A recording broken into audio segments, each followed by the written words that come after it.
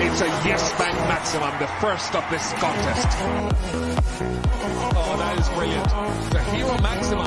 On the ground, down the ground, another hero maximum. Welcome back to the Maximum Cricket Podcast. My name is Munter and we are here with Jacko, and Lugsy will be with us later on. This is episode 48 and we are inching our way closer to raising the bat in a couple of weeks. This week we ask, what is wrong with Delhi? Is the orange and purple cap system working? MVP watch is back, and why are the Kiwis not doing a hell of a lot? Well, they certainly aren't doing a hell of a lot in Pakistan either, but does anyone care? The boys are back with their PYRANHA picks, and of course the snack draft is here also. But first, bet to play, bet to win. Jacko, mate, first of all, how are you? And second, you reckon we rule out 22Bet as a sponsor yet, or...? Yeah, no, good thanks, mate. You know, just trucking around the off season's in full swing, so not a lot of cricket related stuff, but yeah, getting hounded by Brendon to join 22Bet. We don't rule them out just yet. You and I, neither of us are coaching England at the moment, so I don't know if there'll be any big clashes. But yeah, I mean, not for us anyway. Not for us, yeah, not for us. So yes, let's not rule them out. Because, you know, they're obviously paying the big bucks and you get to fly to Dubai and zoom around in a car for the ad. So, as we've all seen, but yeah, I mean, I'm a big YouTuber at work sort of operation. So, yeah, had 22Bet and McCullum shoved down my throat for the last sort of month. So, got a bit sick of it, and actually good to see him reprimanded. If you're not on the YouTube, basically... There's this ad doing the rounds where McCullum is dressed up to the nines. He's got the fastest car possible. He's looking scucks as hell, and he's the face of a new betting agency, which turns out to be not from New Zealand. So at first, I guess New Zealanders got pissed off first, which we quite often do. We're pretty good at that. And then that seems to have notified ECB, who are... just reading this report here, they are exploring a possible breach of the anti-corruption rules by Test head coach Brendon McCullum regarding his relationship with bookmaker 22Bet. Yeah? Is that the most New Zealand thing ever? Just like we just saw too many ads, so we're gonna complain. Not like, oh, McCullum's the Test coach, he shouldn't be advertising with a betting agency. We just got a bit fed up of seeing him every second ad. Yeah, Kiwis were like, nah, there's no way he shouldn't be. I don't want to see him in my grill any longer. No. I don't want him not the fact that this is probably a really bad conflict of conflict of interest, considering it's so young. I saw it and was like, that is dicey. Because I've been in some rooms where they've told us the sort of betting rules, and it's pretty clear cut. And they were like, and I saw the ad and I was like, well, that's probably not quite right, but like. All good, and then people have been like, well, how is he getting paid for this, and is sort of $500,000 for his test gig, and then that's when we wanted to cut him down. Not because he's breaking any rules, just because he's on our screens a bit too much. Yeah, it's not the best look, considering he was going out on a limb against old Chris Cairns in terms of anti-corruption stuff back in the day. What do you think ACP actually do? Like they won't. Just a slap on the wrist. Hey, yeah. Come on, mate. Yeah. Let's just cut this out. Yeah, because, I mean, he hasn't actually, like... We've all seen the ad and we've all seen it 50 times. Like, no point has he, like, encouraged anyone to bet on cricket games, like, on specific games. Like, he's just saying, like, use this app sort of thing. So, like, at a stretch, he's encouraging you to bet on cricket through that betting app. But it's not like... you're going to go out of your way and start gambling because Brendon McCullum's told you to. Like, we're all adults here. So, yeah, I think it's probably like a step too far for him to be reprimanded, like, properly. But it'll be like a notional fine and probably like might be time to give that gig up. We're fucking paying you £1 million a year. Like, you're getting pretty well paid to play club rugby. Yeah. You in the Ashes, and we'll probably double your contracts. So, yeah, I don't think there'll be anything properly. Like, he's not getting fired. No. Not this close to the Ashes, not with the impact he's had. But yeah, he'll have to probably give a don't come Monday to 22 bet. Yeah, I think so. Righto, Jacko, we'll move on to the IPL. It's now 3 weeks in. There's a couple of stories developing. Rajasthan had a very good win over Gujarat to go top of the table with 4 wins. Gujarat, Lucknow and Punjab had 3 wins, and we have 5 teams with 2 wins, including the Mumbai Indians, who have won 2 on the bounce to slowly turn their season around. And then there's Delhi. 5 games, 5 losses. And we've all been in a side like this, Jacko. Yep. Nothing goes right. No. The bounce of the ball. The decisions are going the wrong way. We picked them to turn it around. Yep. We got that wrong. They're not necessarily a bad side. You can have good players. And there shouldn't be any bad sides in the IPL, should there, with the money and the overseas. So it's not a talent thing, is it? It's just it's not working. But yeah, I mean, as you said, it sometimes just doesn't work. I mean, I've been part of a side and we lost. We won a game that we shouldn't have. First game of the one-day comp. I think we were 70 for 8. And we scraped to 150, maybe 180, bowled them out. We're like, oh, yep, sweet. Like, we'll bet way better than that. We'll be fine. And then we lost 6 games in a row and couldn't have been further from contention. And had some horrific losses. And it just didn't work for that sort of space of time. And then I think after that we won 16 in a row. So it's just for whatever reason, sometimes cricket just doesn't go your way, and it's a game that can compound, and it just, for whatever reason, they are just not winning, and there'll be 2 or 3 things that are just stacking on top of each other, and then the game itself is so fickle anyway. Everything's just sort of made this perfect storm for them to, lose 5 in a row. Yeah, I'm a big believer in winning and losing are habits, and it can be quite tough to overturn it each way. You do need to overturn a losing. You probably have to win an ugly game first, and then just get that ball rolling. And when they're getting their games close, there's definitely going to be that, oh fuck, we just can't. Nothing's going our way. We're just not going to win any games, and you do subconsciously or without even realising it, you can switch off just that little bit because you just think, for whatever reason, we're not going to win and we might be a bit cursed or we're just in a rut. And yeah, it can be really difficult to sort of break out, even for, as we're seeing, some of the best sort of cricketers in the world. Yeah, and the thing about T20 is it's quite momentum based and it's quite top order based. And when you look at Delhi's top order, it's pretty tough. It's a tough watch statistically. Obviously, you got Warner, who's scoring a lot of runs, but scoring really slowly, and we'll touch on that a bit later on. But outside of that, we've got Prickly Shaw averaging 6.8. We've got Riley Rousseau averaging 14. And Mitchell Marsh is averaging 1.33. That's hard to do. Surely you can nick a couple through the slips. One is so difficult. And these are really, really good players.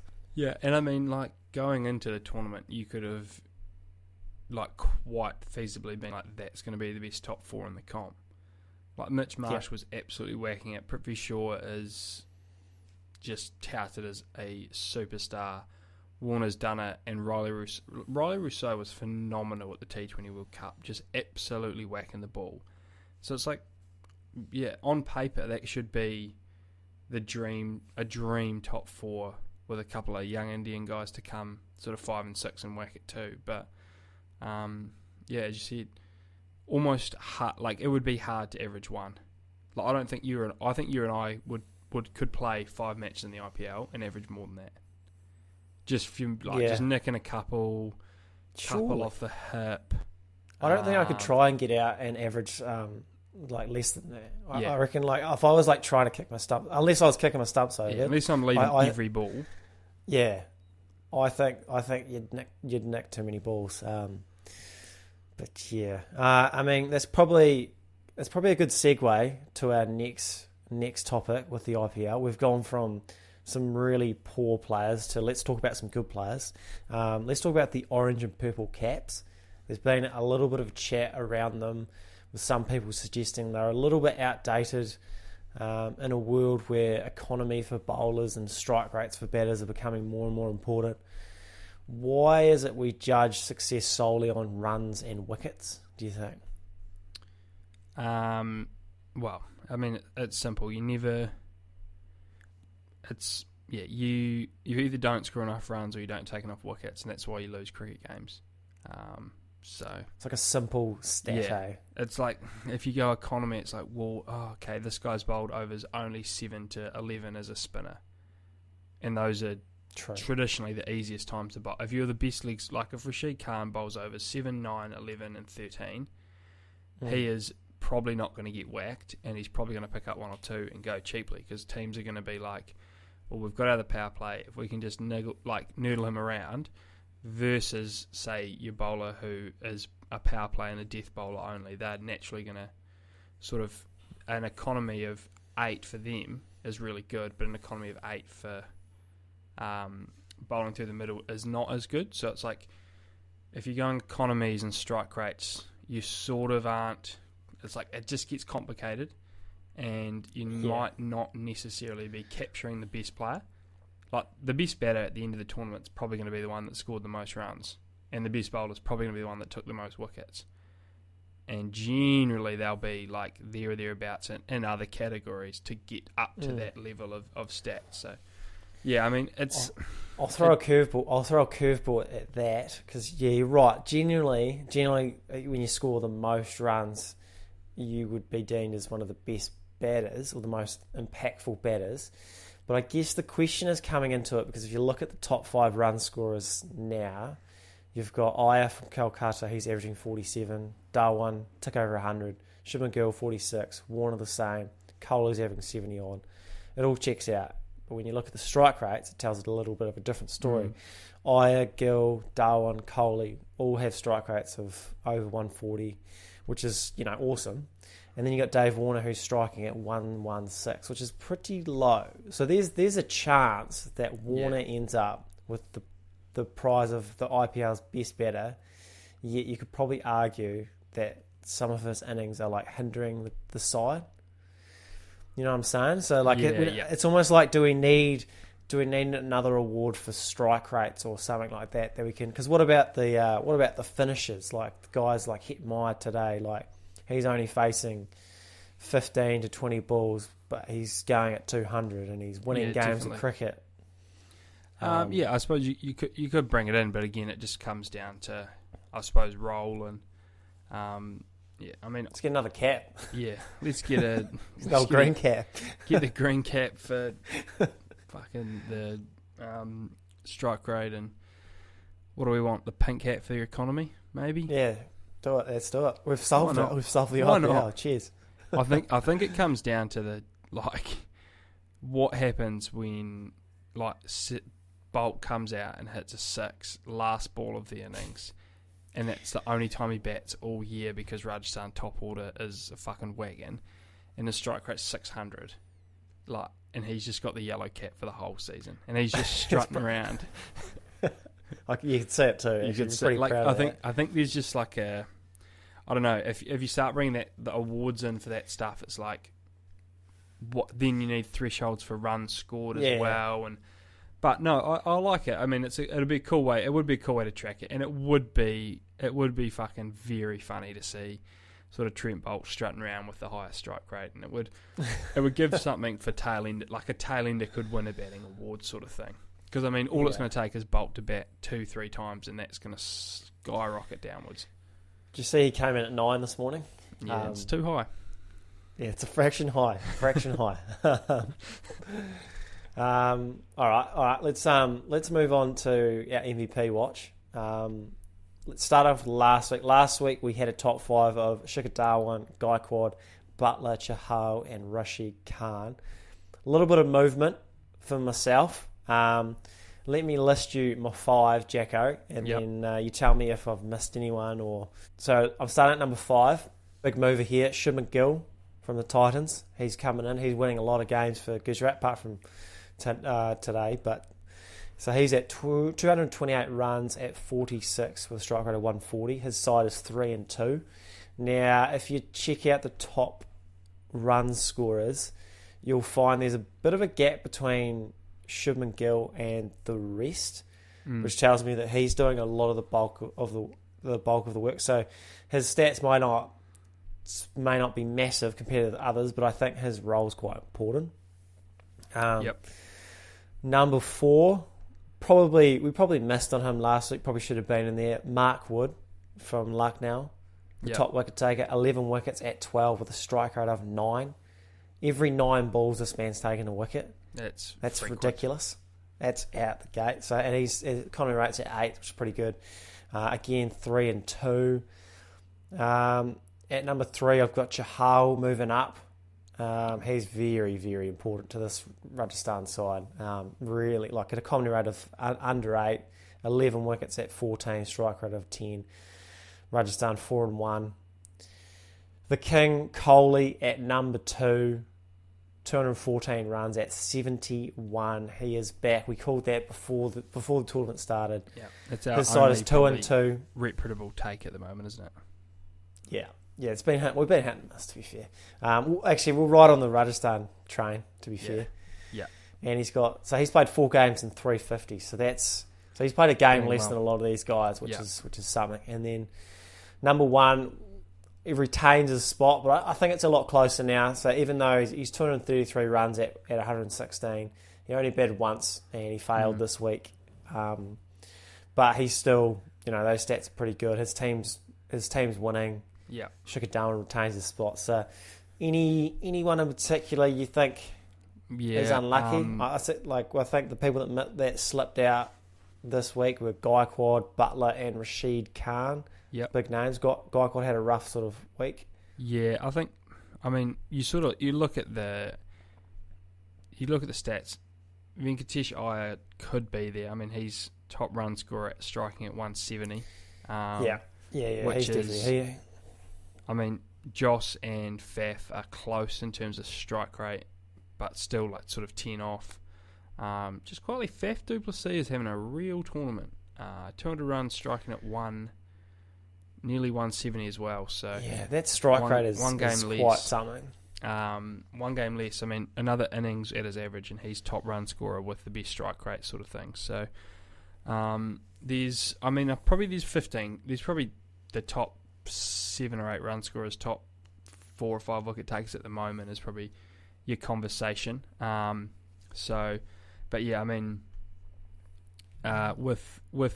Punjab winning, Darwin retains that spot, just sort of weight of runs and the average he's got it at. I think people are coming though, eh? People are coming. Yeah. It's always like he's at the top and guys are rising up. And a 99 red is going to make your stats look unbelievable for like a couple of innings around it. He's had a couple of not outs, which boosts that average up. 2 not outs and sort of averages 4 innings, so that can always that'll always sort of level itself. But yeah, there's some guys putting their hands up. Can I throw another name at you? Just someone a bit left field, because we were talking about finishes before. Yep. So these are Hetmeyer's innings. Yeah, I've just had a look at his overall stats. Very good. Yeah. So he started off with 22 not out off 16 balls. Then he went 36 off 18. Then he went 39 not out off 21. 30 not out off 18.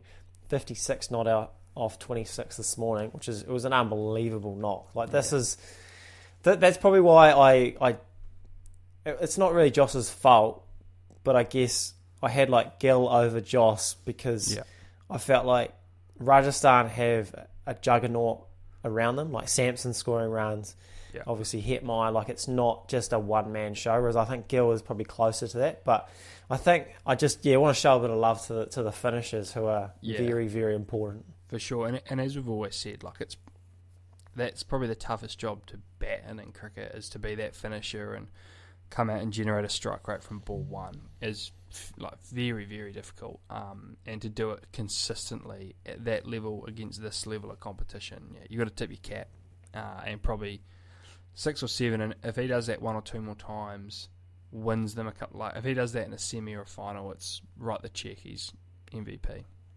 Yeah, definitely. Some players who are not in contention for MVP are your Blackcaps players. They've had, to be fair, a pretty average IPL, barring Trent Boult, obviously, who's taken 6 poles at 22. 5 of those coming in his first over, which is quite something. But for the actual contracted players, it's pretty slim pickings. Let me throw some stats out for you, Jacko, if I may. Santa's probably been okay. He's only taken 3 poles, but he's going at like 6 and a bit, an over, which is quite something. This is where it gets a bit dicey. Southey averaged 40 with the ball and was going at 13s in his 2 games for Calcutta. Not great. And then he was replaced by Lockie Ferguson, who's taken 1 wicket in 3 games at 90-odd, and he's going at 12s. So tough to be a Blackcap in that franchise. Yeah. You got Glenn Phillips, who's only played 1 game for the Sunrisers. The King, Finn Allen, hasn't played at all. Bracewell's only played a couple while Hasarong was away. Kane's obviously injured. And the only batter is doing anything is Devon Conway, who's got 150 to his name. Yep. He's only averaging 24 with a striker of 120. Is there anyone on that list that you're most concerned about? Like, considering we've got a World Cup coming up in India? Yeah, probably the toughest one on that list is probably Southey, to be honest, because he's probably, like, Finn's at RCB, Coley and Faf are scoring runs, so, like, that top order he's never breaking in there. Like, no. It's probably a bonus him being there. Like, saw his snapper put up on his gram of just him shooting shit with Faf, like, at a bar. Like, that's what we want for Finn. Like, that's what's going to help him long term. Yeah. So, like, Finn, not worried if he's not playing. Who's the alpha? Just quickly, who's the alpha in the room with Finn, Coley, and Faf du Plessis? Oh, it's Faf 1. He is supreme. He is the king of kings. Now that he's got the full sleeve now, like, down to about here. I mean, if there's ever a man that oozed it, I mean, if it was ever in doubt, it was confirmed with that sort of the Tau incident mid blow up in the Aussie series. But if anyone can captain RCB after Coley, it's Faf. Like, who could just have the raw confidence in their 100%. 100%. So not too worried about Finn. Bracewell, late replacement, happy to be there. Lockie hasn't played a lot of cricket in the last year. Well, if we're being totally honest, he's probably been quite injured, hasn't played heaps, so he's like working his way back and then having to play on the biggest stage. That's tough. Conway finding his form, that's alright. Kane's obviously injured, but yeah, Boult, we love Boult, he's going to be fine. But Southey's probably the worry in that group because he's coming off a summer of cricket. He's supposed to be... Could be fatigued, maybe. Could be just fatigued. You never know, like, with this sort of stuff, you never know what sort of, like, is he fizzed up for the IPL or is he there for the paycheck? Like, you just don't know. But in terms of if you, like, look at everyone's body of cricket leading up to the IPL and where they are at their careers, he's probably, he should be too good to be producing those sort of results, you'd hope. Yeah, I'm probably the most concerned about Lockie.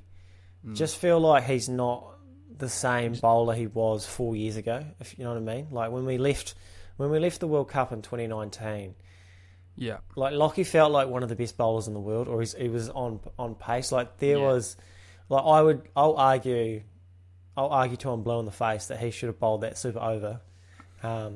He was easily our most threatening bowler, most consistent death bowler, whatever, and he's made a name out of it. But it just feels like he just feels underdone. He's not.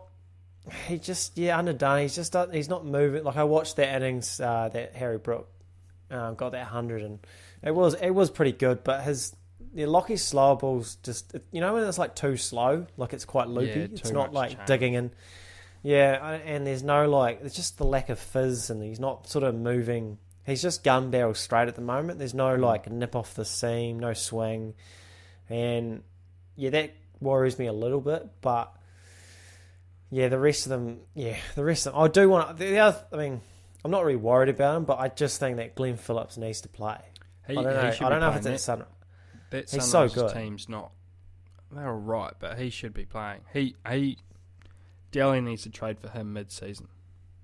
Yeah, I mean, I just don't know how he can be so good at the World Cup Like, he is easily our best player. He should be, we picked him as like lighting this IPL up, but he just hasn't had a crack. Hasn't And I had a think chance, I'd love really, has he? I'd love a side like I'd love him to go to a good side like a Chennai or like I said, Delhi take a fly at him. I'd love to see in-season trades. This is where just going to say, are we weak window for sort of that halfway stage for teams to assess where they're at and be like, righto, let's mix it up. Let's bring a guy in.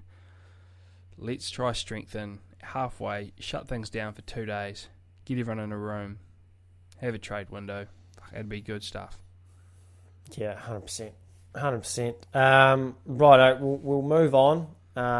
Since we're talking about underperforming Blackcaps, let's talk about the Blackcaps in Pakistan in a 5-match T20 series that no one is going to remember in a couple of weeks. So let's talk about it. Against a full-strength and very, very dominant Pakistan side. The Caps absolutely dusted in that first T20, bowled out for 90-odd, chasing 180. In the second, they got to 150-odd, chasing 190. Jacko, full disclosure, how upset are you about losing this series? Well, not that upset. Yeah, and that's okay.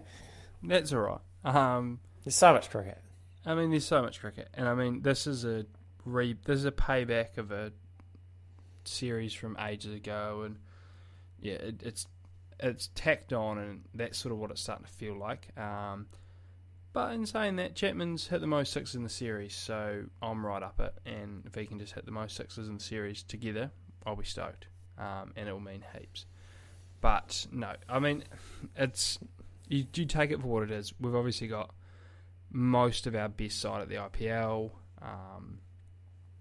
and then you just got to take it as not an A tour, because that's not what it is. It still is a Blackcaps team, but you just take it as some guys getting some good exposure in tough conditions against some of the best players in the world. And then you just, as a fan, take it as that.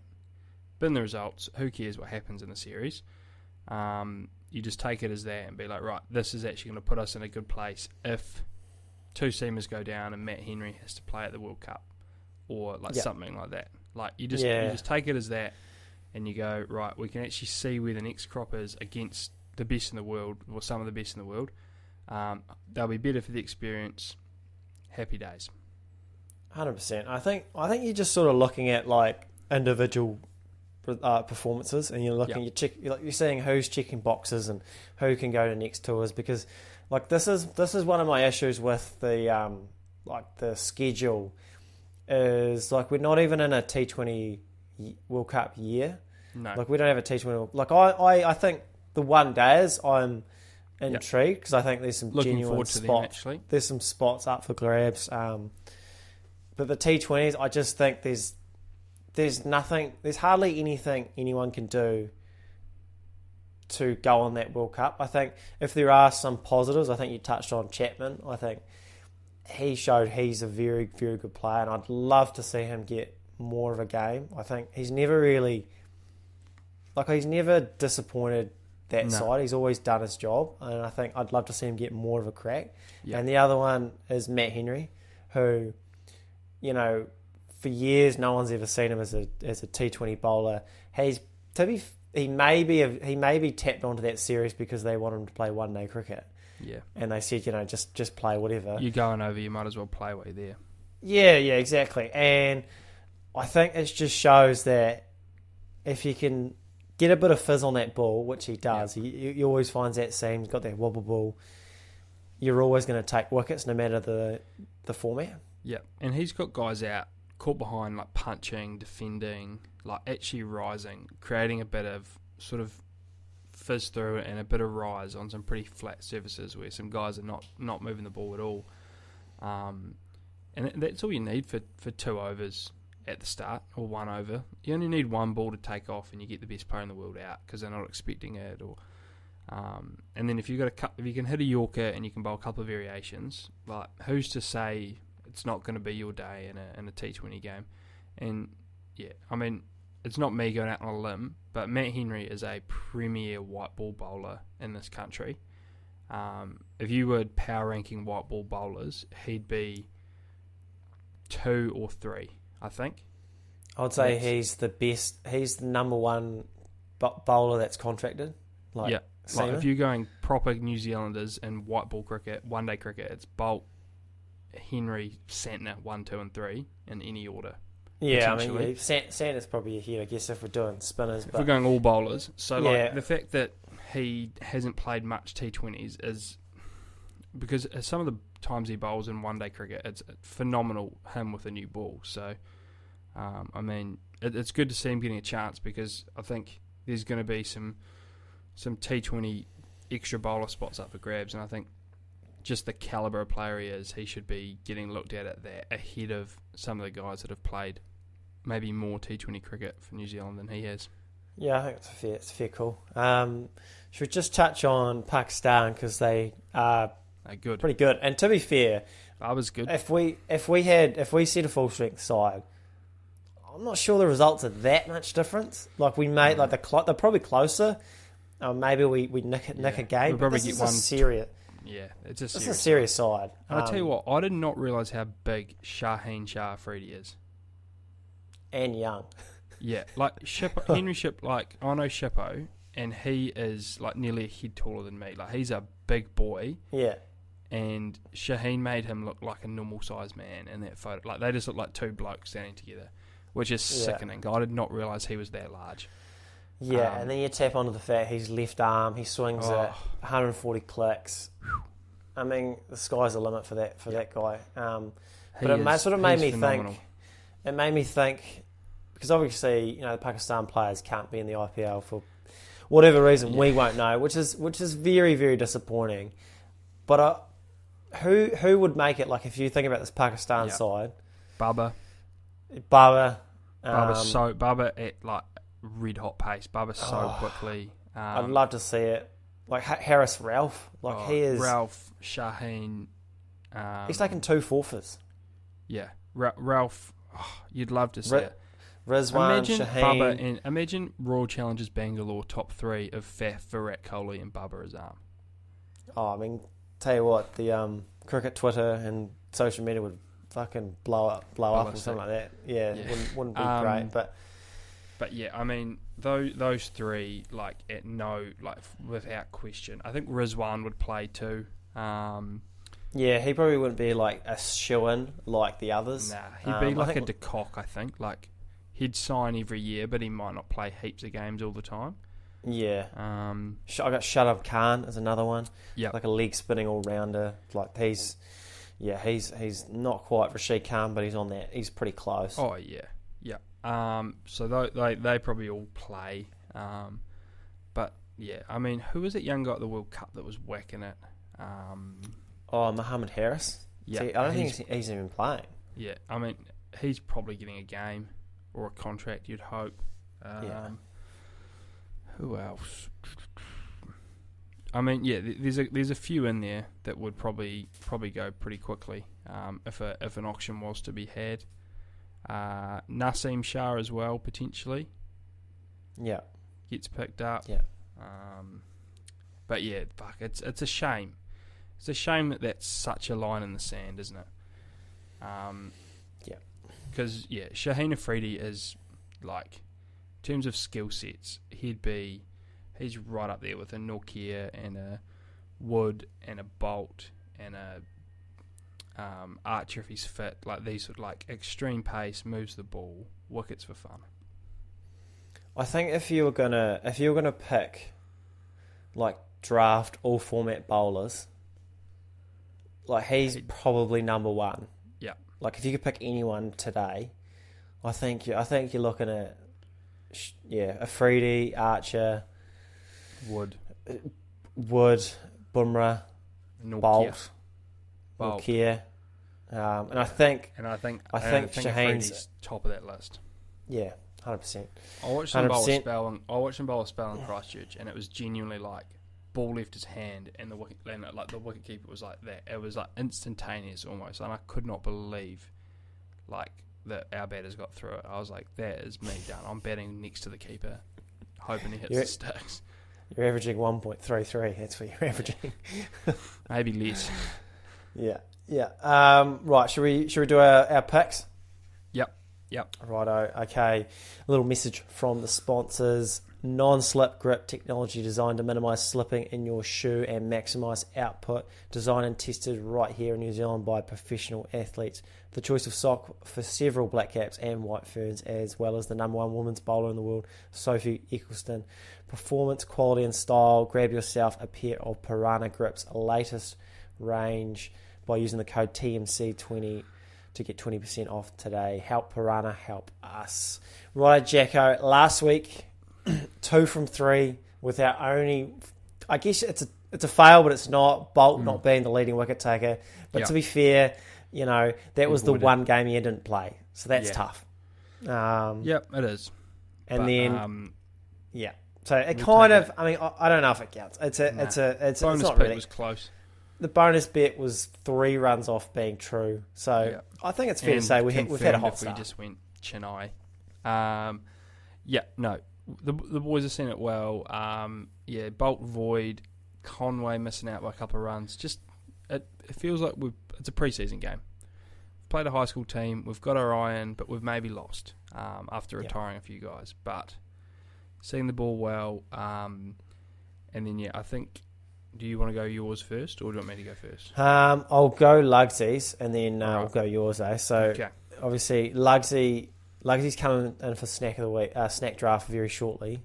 He's given me authority to add his, and he's gone for the Sunrise and Harry Brook to ride the wave and go back to back. They're paying $2.08 to beat the Mumbai Indians, who have also won 2 on the bounce. To be fair, I think that's pretty good value because the Sunrise is starting to look pretty good, and it wasn't that long ago Mumbai weren't.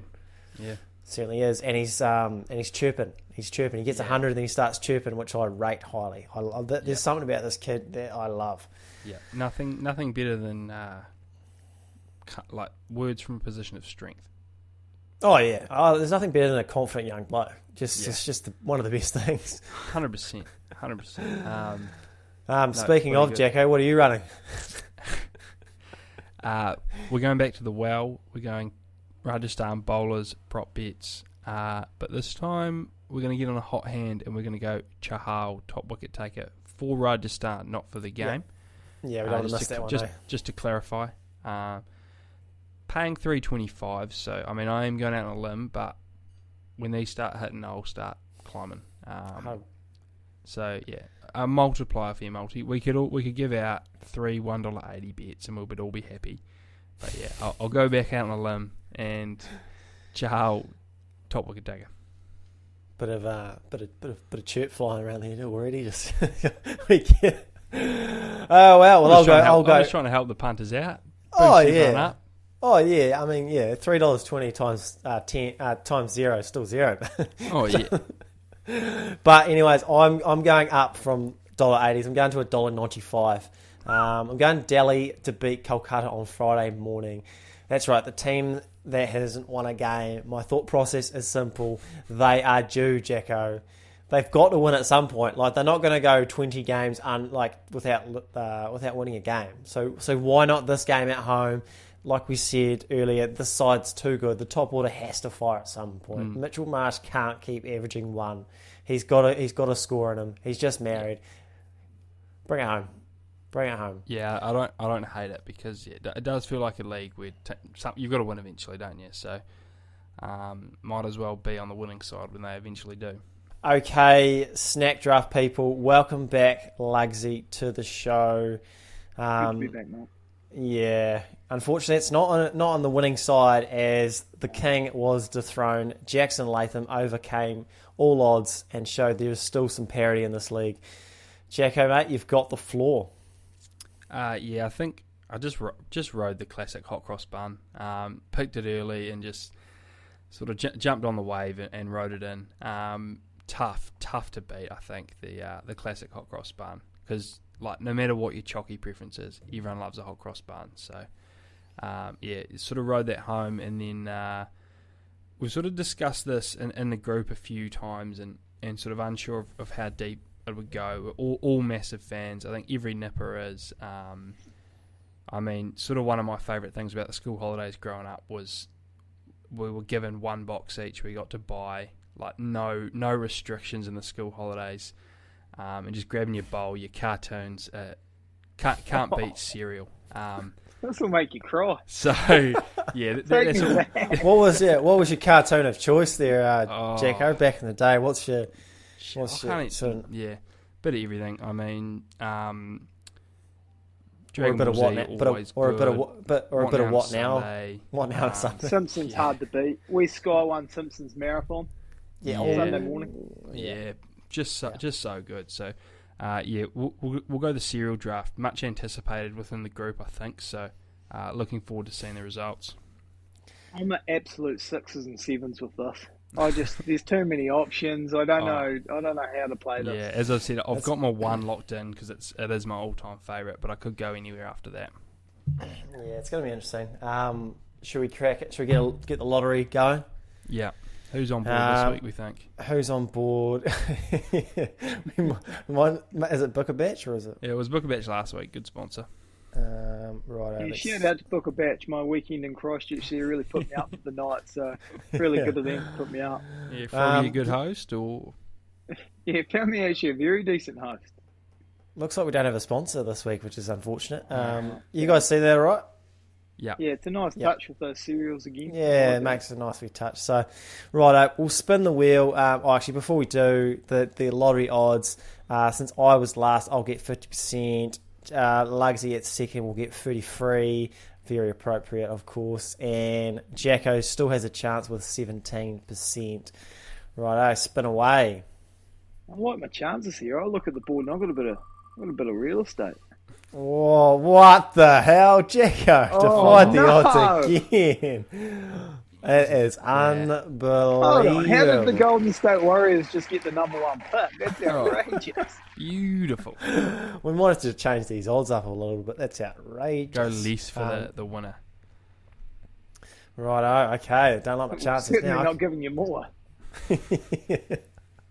Righto, spinning again for the number 2 pick. Oh, that's so tight. Jeez, that's tight. Lugsy, wow. It'll be Lugsy. Jeez. Wow, okay. I don't mind. The third pick's not bad, Munter. I reckon that's a good spot to be. It's not bad. I'm actually okay with that, to be fair, I think. Yeah. I think this is a, I don't know, feels like a middle sort of draft. Yeah. So I'm intrigued here because Jacko's the only one that's got a real number 1 pick, you reckon? So very keen to hear this. Yeah.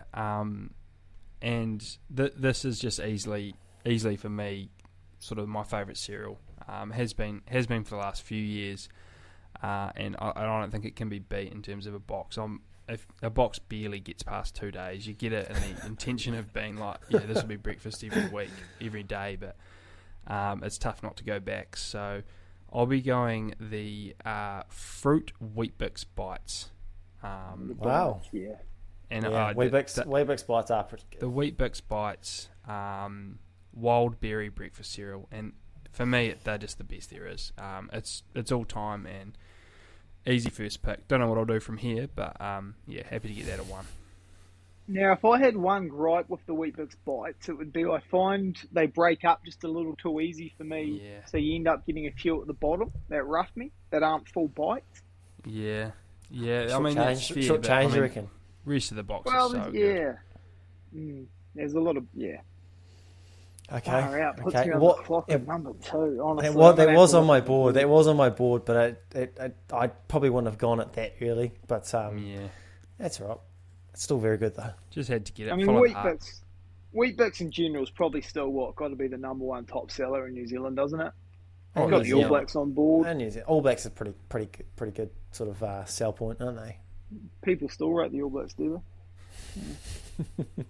This is honestly, I'm going. I mean, I liken cereal a wee bit to peanut butter, where it's just got so much more high quality in the last sort of 5-10 years. Yeah. Like real options with your granola, your muesli, everything like that that you sort of don't even think about as a kid, but when you become an adult, it's a go-to. So probably my favourite. It's hard not to take the one I just demolished today because it's very front of mind. But I'll go the O&J granola, coca macadamia and coconut crumble is what it's officially called. Yeah, you're gonna have to send a photo of that through. Yeah, I'll send a photo through. Yeah, Sorry, but I mean, it's just outstanding. Like, it's the sort of thing, like most cereals, you just walk past the pantry, chuck your hand in, and end up gobbling it most days. But Yeah. just sensational. Interesting. Okay, well, I'd say the best part of going third is that you've got to pick straight afterwards. So Yeah. you don't feel as much pressure if you like miss on that first pick because you've got your second pick. Yeah. So that's sort of crucial because I had two that I really wanted. And look, Wheat Bix is a classic. It just is. I go through phases. I've always enjoyed Wheat Bix. You can have it in so many different ways. It's so diverse. With no Wheat Bix, there's no Wheat Bix bites. As a kid, it's how many you can have. It's All Blacks. It's safety. It's Wheat Bix as the third pick.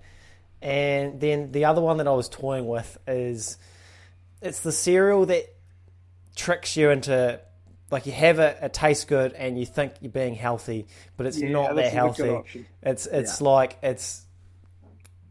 kind of like the All Blacks being with Wheat Bix. It's Iron Man with Nutri-Grain. Bastard, yeah. It's a good option.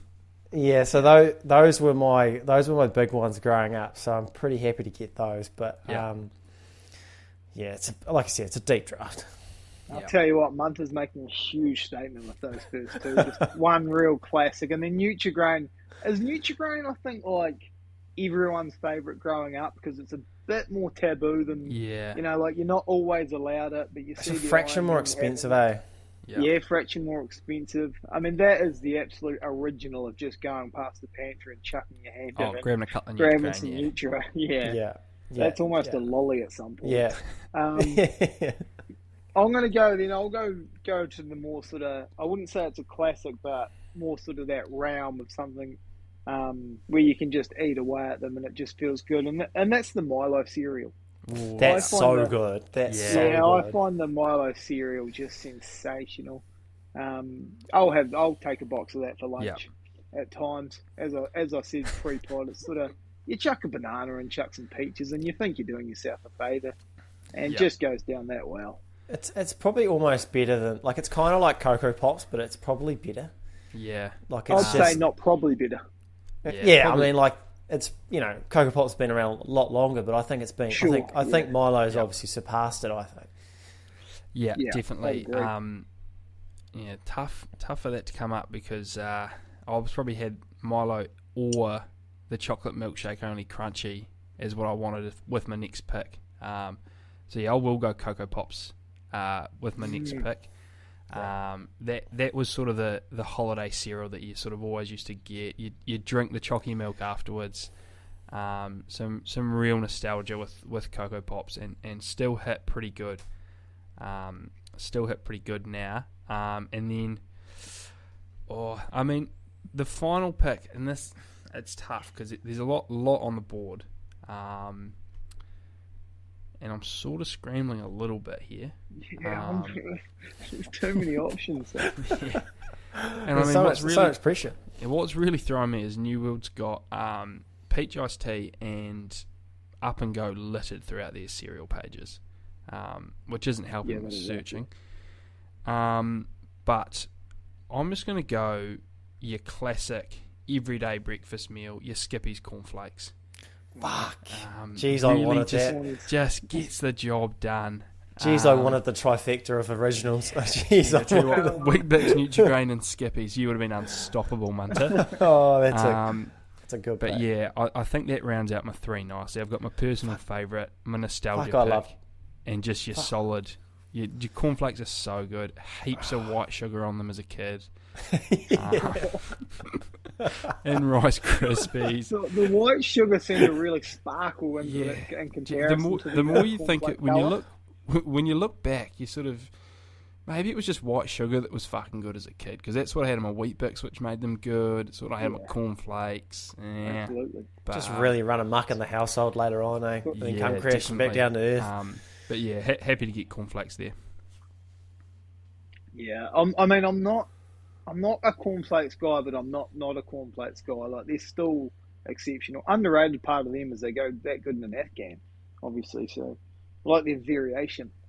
Last pick for me, like, a part of me just wants to go absolutely out of the gate and go like American, like Fruit Loops. Yeah. Because, like, obviously through this, I've been looking at this for a couple of weeks of, like, there's a website in New Zealand where you can order some of these American ones. They're a bit more pricey. They're a bit more pricey, obviously, but I just want to try them all, like your Lucky Charms, etc. Yeah. Just on that, I sort of saw them in the supermarket today. Outrageous what New World's charging for some of those iterations. We're talking 15 for a box of like your Cinnamon Toast Crunches, your Lucky Charms. Yeah, it's unsustainable. It's, and you've been and New World's been put on notice by the TMC podcast. unless they want to come on board, and then that's an absolute steal for a box of Cinnamon Toast Crunch. Yeah. Imagine that, the New World snack draft. Get your get your $15 box of cereal. Absolute steal when you have it all for lunch. Like Kent was charging 17, I swear. What do I go for my last one here? See, I'm going a bit more grown up, I feel, and maybe I shouldn't be, but I'm going to go a light and tasty. I just feel like their boxes are real good size as well. You actually get a few servings out of that as opposed to my one serving like most of them I'm running through. I think it's the macadamia one again I like with light and tasty, so maybe my variation isn't going to be the best here, but yeah, give me light and tasty. It's pretty good. That's pretty good. Yeah, this third pick's very interesting. You guys are taking a lot of my. This is where it can fall apart from me. Yeah, this is where I've always lost it. I'm really struggling. I've always struggled to put together three good picks, and I feel like I'm heading into that direction. I don't know. Weet-Bix and Nutrigrain may have to carry me a little bit here. And since I'm last pick, I can sort of like list sort of some of my options, which is good. So I'm toying between Ricey's, Just Right, and Harraways, like those flavoured Harraways, like sachets. Yeah. You can get like caramel, like the caramel one's like absolutely sensational. Well, I mean, you're going to call me a coward again after my peanut butter crunchy sort of things I've done there with how much smooth I've been eating lately. But oats is by far the one I eat the most because I eat oats for tea most nights. But I feel like it's oats by themselves for me is what I go, and then I just add so much to them. So I didn't want to go them because just by themselves they're not as bad unless they're flavoured, as you say. Would you call porridge a cereal? I suppose when you have it as... I'd say it's a cereal, yeah. I think it's got to be, yeah. What other bracket would it fall into? Oh, just porridge, I guess, yeah. Just its own porridge. Like, tell you what, porridge draft's going to be that dull, Ian. The porridge draft's going to be dry, isn't it? Porridge. Okay, I'm gonna go off my gut. I'm going to go off the one that I probably had most as a kid. I'm going to go Ricey's. It was kind of it's a little bit like Coke. It's kind of like a cornflakes Cocoa Pops sort of hybrid, but it doesn't have the chocolatey flavour. But I always quite like the way they sort of like popped it in your mouth. Yeah, that was sensational. Yeah, so I was a big fan of that. So I'll stick with my gut. I think Lugsy said it best last week. You know, you just got to pick the ones that you like the best, and I'll go with that. So, you've gone heavy on the nostalgia. Yeah. Yeah, I think you've got to lean into a niche market. It's a shame I haven't sort of given New World half my paycheck and tried some of those sort of American your Lucky Charms Cinnamon Toast Crunches because I heard that unbelievable. I was looking at Oreo's O's today, and I was thinking if that's even half as good as an Oreo is, I'm gonna demo that pack in about 14 seconds. That could be a tenth as good as Oreos, and that's gone. I'll tell you what's kind of overrated is I actually never rated Fruit Loops. Like I just couldn't get around to them. I don't know what it was. I just didn't rate them. Yeah, they're just sort of sugary and just one flavour apparently too. Just a different colour like makes you believe they're all different.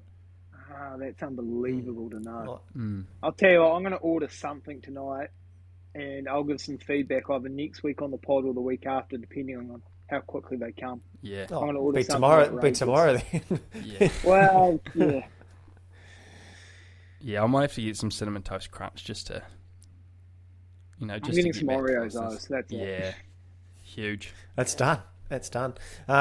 Anything else you boys want to touch on? Lugsy, was there anything you wanted to touch on that you missed out on, or you? No, there was I'll listen to the pod and maybe we can do some follow up next week because I'd love to hear about this McCullum stuff more. So that's the biggest thing I'm interested in at the moment. We'll see how you should cover it. Yeah, it's going to be quite interesting to see how that sort of develops. But I do apologise for not coming on earlier today. It's honestly one of the biggest screw jobs since Montreal and Bret Hart, making me work on a Monday. Unbelievable. Yeah, it's did actually... not know you were setting records on Sanji? I've got a Hashi to eat and I've got pause to record things. Do you want to just while we've got you here, Lugsy, our only athlete at the moment, obviously Jackson's not playing cricket at the moment. Yeah, our only in-competition athlete. Yeah, competition athlete at the moment. Talk us through your record run. Well, for those that don't know, there was no record set. A PB for myself, we won 11 in the half marathon, but certainly no record set. No, it was good. It was a good run. It was a bit of an odd course. Couple of loops there, but yeah, heaps of spectators, which was good. Got one sort of 40 to 50-year-old that yelled, "Too sweet, NWO for life," both laps. So that really got me going. That was a more NWO. Just picked up your pace. Yeah, I gave him a wee too sweet for him, and but yeah, no, good to get up to Christchurch. Saw Jacko for a minute and saw the frog. So good wee trip. Nice. Too easy. Righto. That's us for another week, team. Thanks to Piranha, thanks to Lugsy and Jacko, and thanks, of course, to our award-winning listeners. We'll catch you next week. Thanks, Catch you. Catch you.